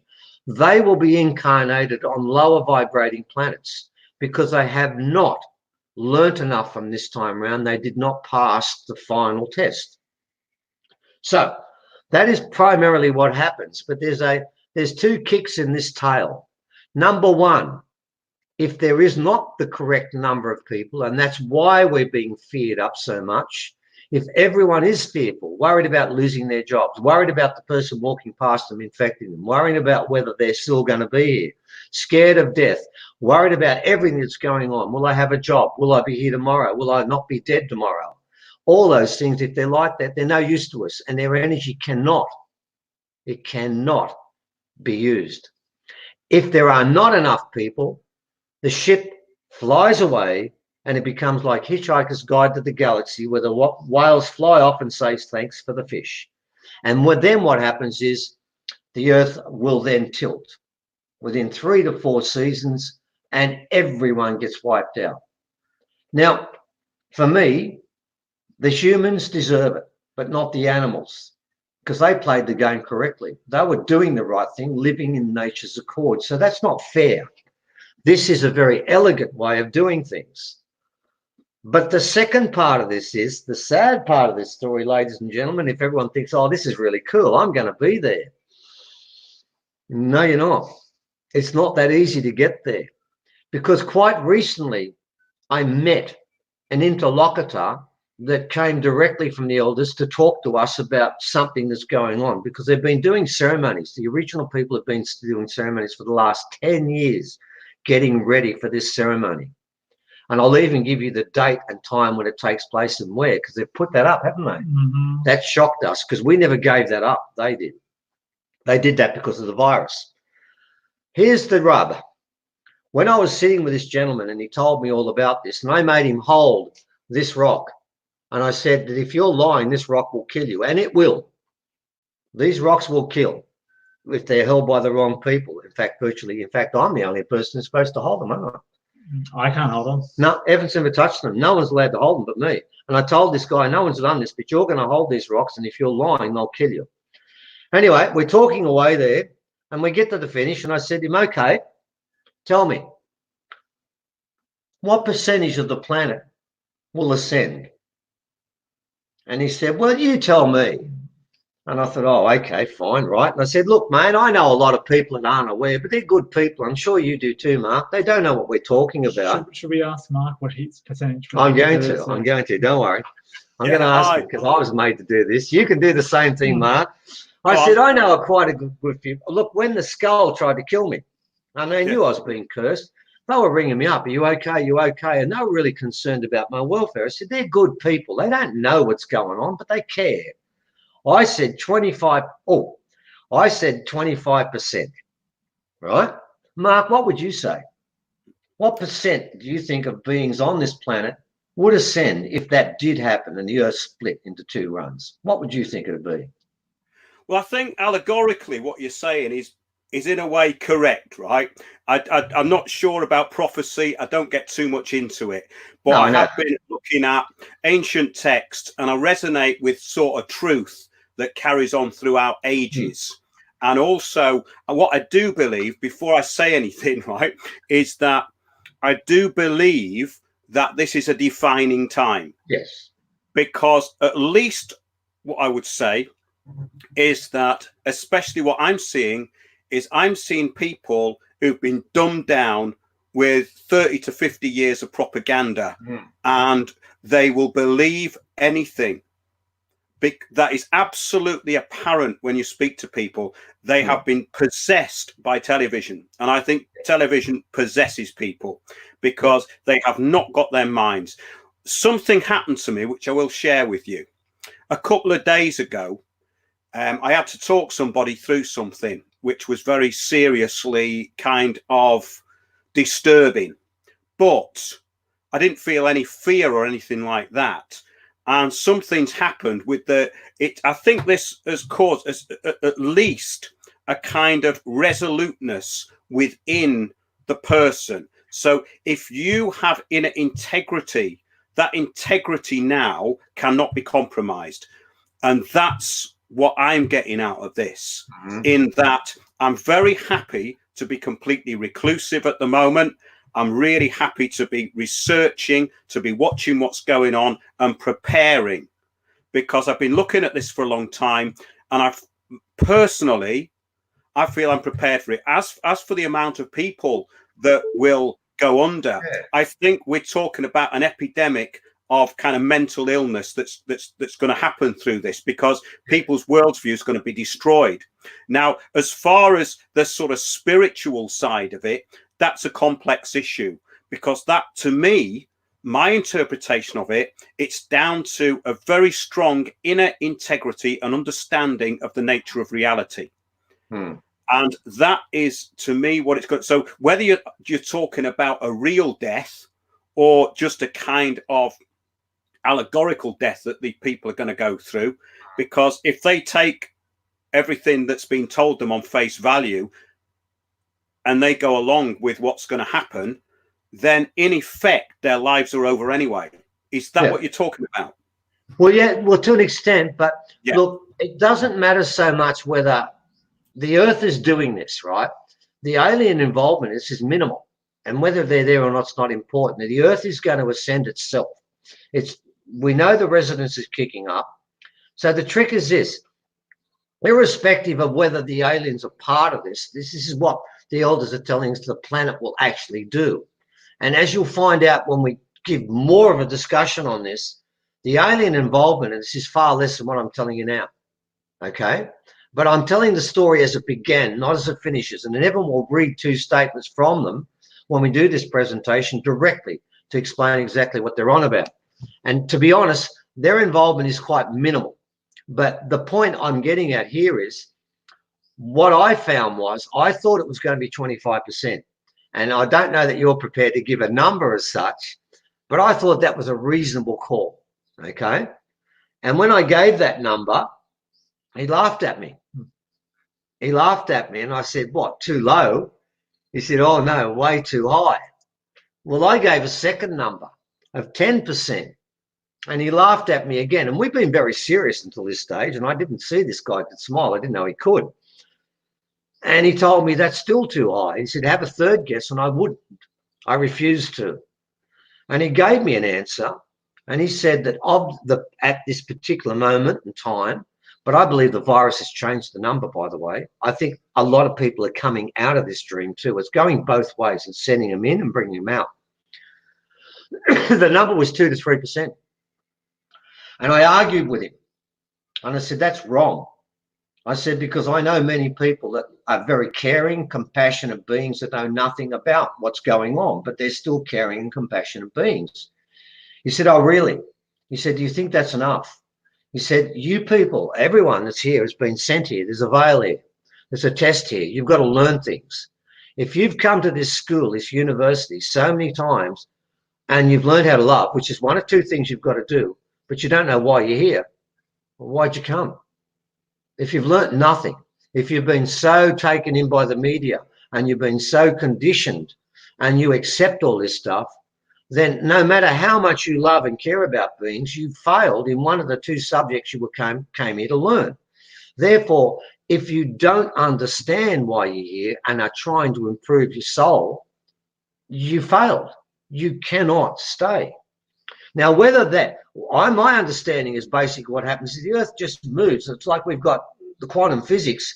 There's now room for another dimension where the Earth shifts into two places at once. And the beings that are still here, they don't die as such. They're still here. My understanding is you can see them out of the corner of your eye like a shadow, and they move to that other place.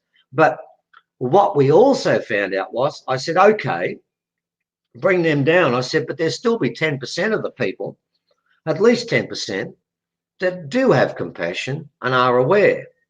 And he said, you're correct, but that's still not enough. I said, what do you mean? He said, I want you to think about this. Have you ever met people that annoy you, that do the wrong thing to you? I said, oh, yeah, we all do. That's part of the deal. He said, of course it is. He said, how do you react? Do some people, when that happens, do they talk about that person behind their back, not to their face, but behind their back, and say bad things about them? I said, yeah, many people do that. He said, oh, is that why they came here? To make negative energy. Because he said, when you make a thought and you say something, you create that thought. It has an energy of its own. So what you're doing when you do that is throwing negativity into this planet. Don't you think it has enough? I said, no, it's got more than enough. They said, well, what point is it? You mean after all these incarnations, they come here and they're spending all their time now talking about people behind their back and they haven't got the courage to face them? He said, they've failed too. I said, oh, okay, you're down to 5% now. I said, no, I'm not. I'm down to 2% because there's one more group. He said, have you ever met a person that's annoyed you when you've thought bad things about them? I said, oh, we all do that. He said, well, whether you say it or not, you've created that thought. And is that thought a negative thought? I said, yeah, it is. I said, do you believe that thoughts have a power? I said, yeah, I do. Well, then why'd you do that? You didn't say it, but you spent your time mulling over it. And when you were mulling over it, being angry about it, did it make you feel better? Oh, no, it makes you feel worse. He said, well, there you go. You've proved already that it makes a negative impact. Why are you doing it? I said, well, then. I said, it looks like I'll be going with the mob on the other side. I said, there's no way I can get there. I said, that's part of the human condition. He said, well, it is and it isn't. He said, because we're going to be judged not today, not tomorrow, but on the 21st of December, 2020 at 9 p.m. at Uluru. That's when you're judged. And it's how you finish the race, not how you started and how you stumble. That's when you'll be judged. And the upshot of this is, according to the elders, yeah, there is a split. And it sounds great. Yeah, I want to be on the other side, but it's not that easy. You got to clean yourself up first. Before you can become part of that, the planet wants people who are functioning at a positive level all the time. And if you're going to fall back into bitching and complaining and whinging and doing stuff like that, you're not ready. Now, my understanding is the people who aren't ready, they go to a planet and incarnate that's running at around 7 or 8, just like this one is, but isn't prepared and isn't going to ascend upwards. So theoretically, And very simply, that's what this presentation is about. It's telling people that the original people of Australia, the elders, are telling us that we have to tell you, the people of Australia, that we need a certain number of souls that haven't been taken in by the media, that haven't been lied to and haven't been conned into this constant blanket of fear they're creating right now. Because if you let that fear overtake you, you're no use to anyone. And you're no use to the planet, because the planet needs souls that are awake. And we need, the elders have told me, and they've given me a specific number, which I'm not going to give now, of number of people who have got their souls turned on. And if they're not turned on, then 3 generations from now, nothing happens. Whatever's in Uluru doesn't get turned on. And 3 generations from now, the earth flips over. And the water goes around 3 times. Humanity gets wiped out. But unfortunately, ladies and gentlemen, the Cabal, they'll have their little tunnels and bunkers, and they're prepared to sit in there, wait it out and come back. And they don't care if the world is nearly completely wiped out. They've been through that before. They're happy as long as they keep their game alive. So theoretically, you're right. We might have a minor variance in the role that aliens may or may not play, but I can tell you, from the first prophecy to the last one, it's far less than what we first thought. But they still did have a part to play in this. But we are the masters of our own destiny, not them. And we're the ones who will make our own judgment on this. And to an extent, this prophecy pleases me, because the animals aren't going to be punished if we do the right thing. They're all going to make it. There's only one species on this planet that doesn't have the automatic right to continue here, and that's us. And that's because we have not lived with nature for quite some time.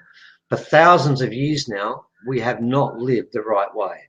And this is the time where each person has got to make a judgment for themselves. It's entirely up to them. Yeah, that's very interesting, Stephen. And it's pretty much along the lines I've been thinking for a while. I mean, it's a bit esoterically different, but we are on the other side of the world from each other, aren't we? So it's, that's a point. But I think the main thing here is that this is a big change, isn't it? It's something that's never been experienced. We've never experienced anything like this over something so benign, right? I mean, to actually lock down the world over this, and people who actually go along with that and think it's about this strain of flu, there's something very wrong there. So that's the first premise to be looked at. But what I think is something is happening, yeah, definitely, because my whole resolution has changed over the past 6 weeks. I thought, well, actually, I've been waiting for this sort of thing to happen for a long time. And in actual fact, I feel a lot better than I've done now for ages. Well, that's probably because I'm by the sea and I'm able to do my shows and do my research, and there's no interruptions. But I'm seeing that there is something going on, because there are people who are going to be hanging on to a very, very narrow reality. And I think they're going to have a big problem with what's going to actually be occurring. So I think that's at least a big part of it. But yeah, I mean, that's an interesting kind of couple of hours we spent. Thanks a lot for your time.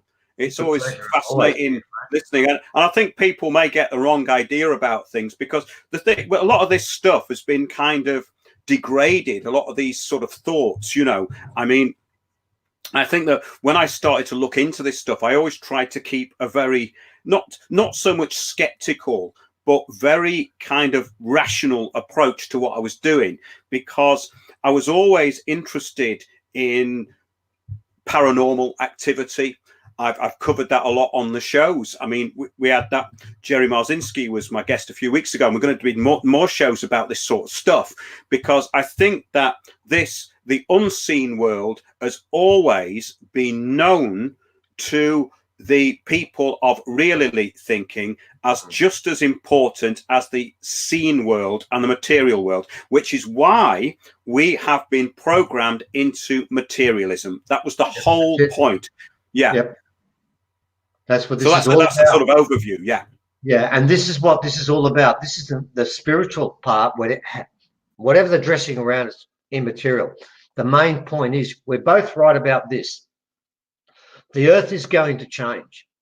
The resonance is taking place. The Schumann resonance is kicking up all the time. It's peaking. It's gonna vibrate at that higher level. That part, how that comes about, it's not that important really, because whether the aliens are involved in this and it's marginal, our belief is they're watching us because what we're doing is important to them.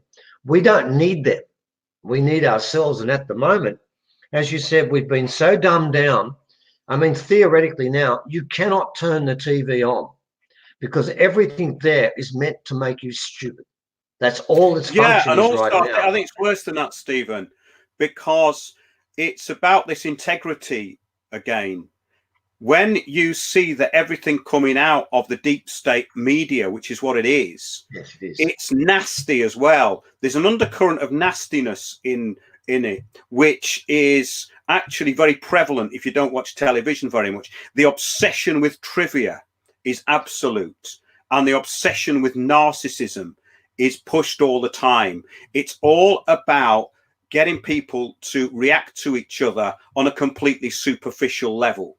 And it's got worse and worse and worse. And anyone with any integrity has been pushed out of television. I know that because I know a lot of people who work in television, because I was involved with people who worked in television for a long time. And one thing that I learned from it was that if you want to do a serious project, don't get any media people involved in it at all, because they will trivialize it at pretty much every level. And that is a huge problem. Yeah, I mean, I like to do research and basically keep things very, very tight at the moment, because, yeah, what's happening is unprecedented, absolutely unprecedented. Yeah. And the trick is that you're going to find that's not an original prophecy. It's a Hopi prophecy. It's an Inuit prophecy. It's a Navajo prophecy. It's a Mayan prophecy. All the indigenous people of the world. It's not just the original people saying this. This is really important. People understand that. The keepers of the old way throughout the planet are saying we're going to ascend into a more spiritual way of living, and we're going to realize what we should and shouldn't do. Some of the veils and the curtains that have been placed here are going to be pulled away. And for so many people, they don't want it, they fear it, or they can't handle it. It's one of three things. And in each case, every person will make their own judgment about their future. You now become judge, jury, and executioner or pardoner of yourself.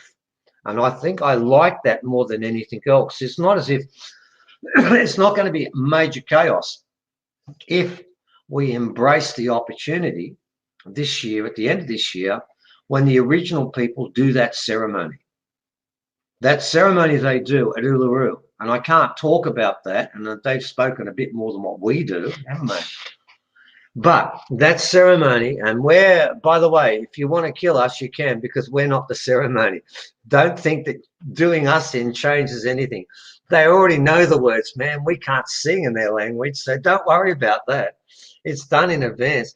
And they're very bold about this. They're saying they're going to do that ceremony, and they've put it up. And I thought that was a bit dangerous, but then I realised in Australia, the original people, if they want to do a ceremony at Uluru, no government could stop them. If they said they can't do ceremony, it'd be like saying the original people can't have a culture anymore. They can't stop that. So they're being a bit brazen, I think, and waving the red flag at the opposition, because they believe that ceremony will maintain that resonance at 200, 150. So, yeah, Mark, we might have small variations in what we believe, but the general story is identical. The earth is changing, and we either have to get on board or move to another train, and it's going to another station, and that's a different place. I'm not judging and saying the people who get taken away from here are lesser people, because I'm going to say this. Whatever the cutoff point is, whether it's 2%, 4%, 5%, whatever, there must be a person that just missed out, wherever that line is, that was just below the level. Well, they're going to be ready soon, so they've got to have somewhere to do that. So why pass judgment? Because some of those people miss out. I know them. They're good people. It's not a matter of that. But remember, we were sent here to learn something too. And if we can't learn, you've got to go to kindergarten again, because this is going to become a university in the cosmos. Well, you can't afford to get into university unless you matriculate. So we're finally doing our matriculation this time, and everyone's going to sit for the same test. And all you got to do is turn your soul on, and you can't lose. But you're right, Mark. They're going to do everything they can this year. It will get worse. We've told people for years now, this will be the worst year that's ever taken place on this planet. There's going to be chaos. There's going to be negativity. There's going to be fear everywhere. And everyone's going to have to hold their head high. So theoretically, and if I can close with this, if I can, when we do this presentation, at the end of it, we have an elder, don't we, Evan? Yes. And he's going to be playing the yidaki, which you people might know as a didgeridoo. But he's playing in a way that most people have never heard before. He'll be doing two ceremonies. First of all, he does a meditation ceremony. Then at the end, he does a healing ceremony with the didge. And I can tell you that healing ceremony is incredibly powerful. The sound quality is good. And if people listen to that, if I was going to listen to one thing on our whole presentation, I wouldn't listen to me and Evan. I'd listen to this, because that healing ceremony will be good for you. And you need to be healed right now. And we kept that on at the finish, because in the finish, we just want to hit people with culture, old way culture. And this man is one of the greatest players of this instrument on the planet. But there's two ways of playing didge. You can play it for dancing, and you can play it for healing. He's a healer. And I think that's a really nice way to finish that presentation we're going to put on, with an hour and a quarter of an elder with that didge, that wonderful instrument in his hand, using it to heal people. And we hope that that can go out through the screens. And what I'd suggest is, when he's playing the didge, turn the sound up. It'll overtake you. Thanks a lot. Thanks a lot. That was quite a long show. Thanks for your time, Stephen. You gave us quite a lot of info there over the last couple of hours. And yeah, my journey into your world kind of started with the ancient Australia stuff, the finding of those rocks, the striations on rocks and the strange artifacts. And I know that you're well entrenched with the whole kind of history and the indigenous culture of Australia, which I do find fascinating, because the thing is that wherever you go in the world, there is a history which has often been completely wiped out. That's it. Absolutely wiped out. And it's incredible, isn't it? Like in Southeast Asia, in places like Nepal I've been to, and most things there go back to the 14th century with the Hindu temples. But what was before that? Because the Mongols were before that. And then we had the Tartarian Empire. There's all of this stuff that's gone through, and you've got hundreds of tribes there. This is fascinating stuff, because we are given something that's very simplistic. The problem is that once you look into this stuff, it can be overcomplicated and very contradictory. But I thank you for that. And it's a little bit of a kind of, it's a different track from the stuff we normally go into, because I started to get into the idea that we'd really nail things down.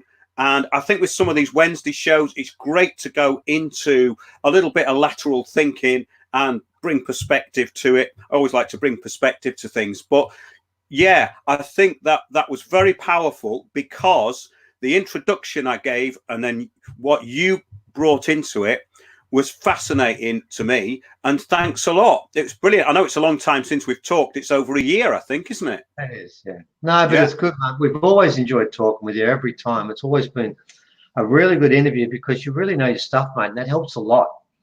And we learn things from you through your questions and what you say each time. So it's a learning experience for both of us. No, that's great, Stephen. And I know you've got another podcast to do, so I'm going to let you two get off now and finish your breakfast. Get our breakfast quickly before we do another one in about 20 minutes. leaving it too long to get back in touch with you, because I'm doing these Wednesday shows now, and it's always great to hear from you. And we can go into lots of other stuff, because I know there's a lot more to you two than what we've talked about today. Yep, and we do a lot of the Gnostic stuff as well with the Nagamati. Yes, we've written whole books about it. So yeah, so we're fully on side with the Gnosticism, and fully on side with that. That's you really read from important. some of my favorite texts there earlier. Yeah. Oh yeah, it's fascinating stuff. Here's one for you before we go. The imitator reigns over the earth and leads people astray. Souls are purified as apocalypse signs appear. The third age of the spirit is the eon of beauty. Well, there you go. Nice positive way to end the show. That's it, word for word. That's a great way to finish that up. That sums up everything we just said.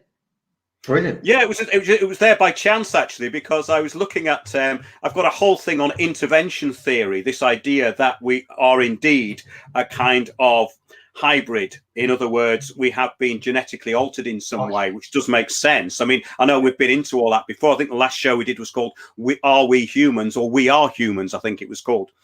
And that was, that was in London when we did that. But that's great. Thanks a lot, Stephen and Evan. And I know Evan didn't say much, because people have been saying, when's Evan going to start saying something? But I know what you two are like. You're kind of, you're relaxed, aren't you? So you kind of say things when you want to say them. All good, mate. Always appreciate being with you. Look forward to next time. Yeah, definitely, mate. Good fun. That's great. We'll grab some breakfast now and go again in a sec. All right.